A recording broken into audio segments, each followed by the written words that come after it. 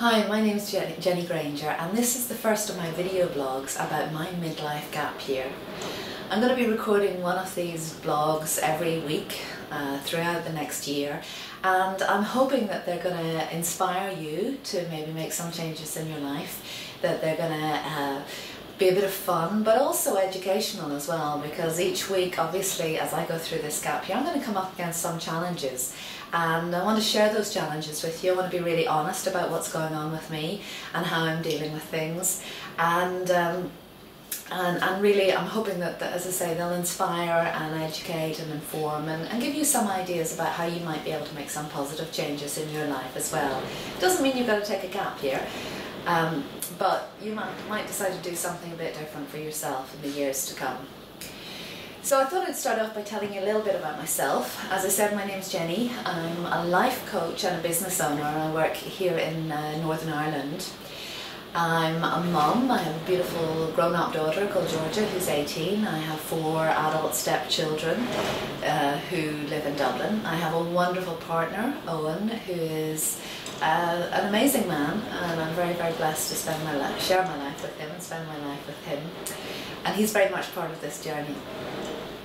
I've been life coaching for about 9 years, and I started because I had been working as a TV producer, and I had been really, really stressed out in my previous job and my previous life. Things really got on top of me, and I allowed them to get on top of me. So back in 2005 I decided to make some radical changes, and one of them was to walk away from a really good job in TV and try and launch a business as a life coach.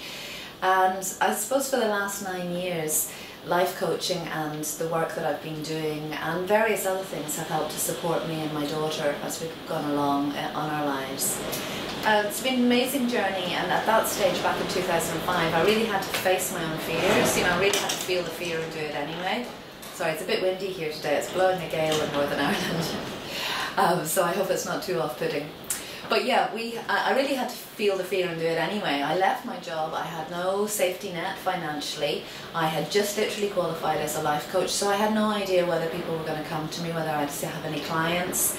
My partner at that stage said, okay, do what you want to do, but you still need to pay 50% of the bills. He wasn't in a position to be able to support me financially. So I just had to make a go of it. And I suppose that's really set me up in pretty good stead for this year. 2014 is, as I say, my midlife gap year. Over the last few months, I've felt this urge. It's been a kind of internal thing that's just been nudging me over and over and over again to make a bit of space in my life. Now, don't get me wrong, I actually have a huge amount of space in my life. Compared to most of you, I have a lot of space. My daughter's all grown up and at university and living away from home. I'm self-employed, so I work my own hours. I don't really have that many demands. Over the last 8 or 9 years, I've really sort of filtered my life to a point where I only really do things that I love doing and which bring me joy. So, but what I am aware of with myself, if I'm being completely honest, is that the 3 businesses that I run, I love them so much that I can spend a bit too much time at them. With the advent of the internet and my laptop and YouTube and Facebook and all those different things, I actually really enjoy doing all that, but I notice sometimes that it's a bit of a distraction from some of the other things that I actually really want to do. For instance, writing. For instance, actually making videos like this and doing some kind of inspirational stuff on the internet. So this year I have made the radical decision to pare my whole workload down into 1 week a month. So I'm not taking a full gap year because I still want to see my clients, I still want to keep my businesses running, but I'm doing so in 1 week a month instead of spread out over the full month. And so that's the experiment. That means that in theory I'll have 3+ weeks a month where I have no commitments to anybody else other than myself. And one of the things that I've really implemented in my life over the last few years is this idea of working with intention and co-creating your life with intention. So my intention for this year is to create beauty and to inspire others. So my whole year is going to be grounded in that intention, to create beauty and inspire others. And now creating beauty might be writing a beautiful book, Creating beauty might be decorating my Yule branch, it might be decorating my house, working in my garden, it might be doing all sorts of different things. I actually don't know what it's going to be just yet, but it's all about creating beauty and inspiring others. And what I mean by that is that I'm really hoping that as I go through the year, and hopefully you'll keep watching these videos through the year, the challenges that I face and how I deal with them will inspire you maybe to navigate your way through some of the challenges in your life in a slightly different way. So the biggest challenge, as I'm sure probably most of you would think, is facing a gap here, is the financial thing, because I haven't put aside a big nest egg to do this. I don't have anything set aside to give me a financial buffer in doing this at all. One of my favourite phrases is, sometimes you've got to take that leap and grow your wings on the way. And if I've learned nothing else over the last 9 years on my spiritual journey, it's that when you get those inner nudges, you know, that real instinctual, intuitive nudge to make a change in your life, if you keep ignoring it, life will kind of make it happen for you. So I've had this nudge to make space in my life, and I know that if I ignore it any longer, somehow life or the universe will force me to make space in my life, and I don't want to leave it until I'm forced to do it. So I'm taking the incentive now, taking the initiative now and doing it myself. But yeah, there's fear. There's fear involved in this, and the only fear really involved in it is financial. I'm not sure how it's all going to pan out. It's a bit of a risk. Now, I am really deeply blessed. I've been working with the law of attraction and living the law of attraction, which was made famous by the book The Secret recently. And I've been doing that for about 6 or 7 years, and some of the results in my life have been amazing, but this is the most amazing result in my life, and that's that I manifested my own home exactly this time last year. So I own this home outright, which is obviously a huge weight off my shoulders. I don't have rent or mortgage to pay on a monthly basis, but you know, we still have to live like everybody else. And I suppose part of the year as well is about seeing where we can start, maybe cutting corners. Owen and I, my partner and I, are both very interested in growing our own vegetables and fruit and things like that. We did a bit of it this year, hoping to do more of it next year.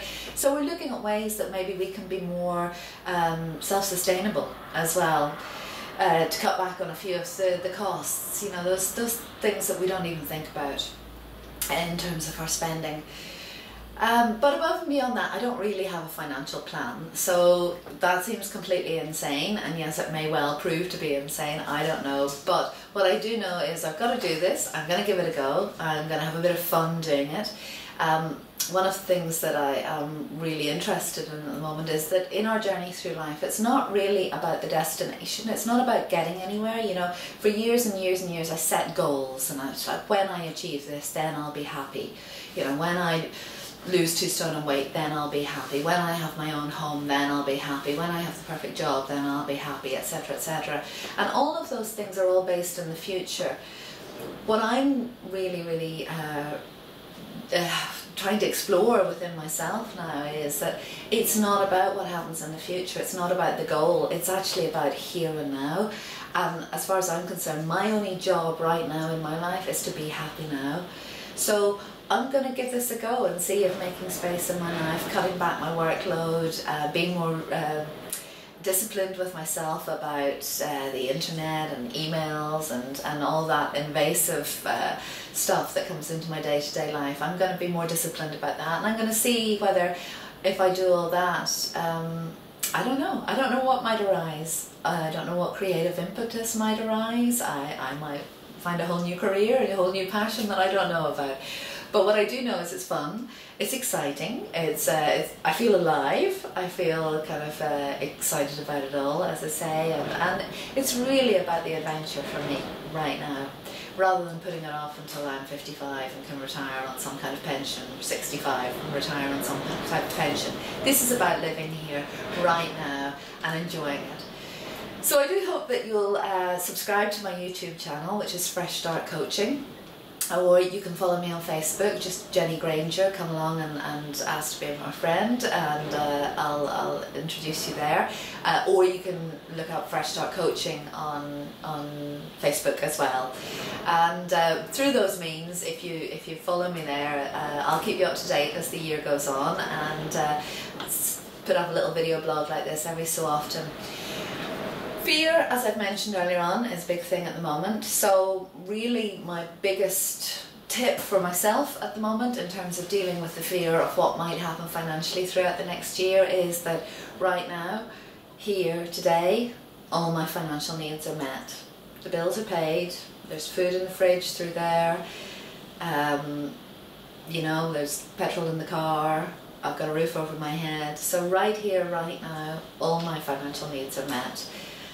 I've no idea what's going to happen next month or the month after that, but I'll just have to see as I go along.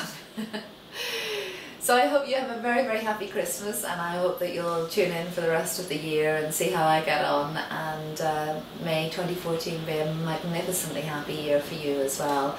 I hope it's full of outrageous joy for you. I hope it's a very peaceful year for you and a very, very healthy year for you. Namaste.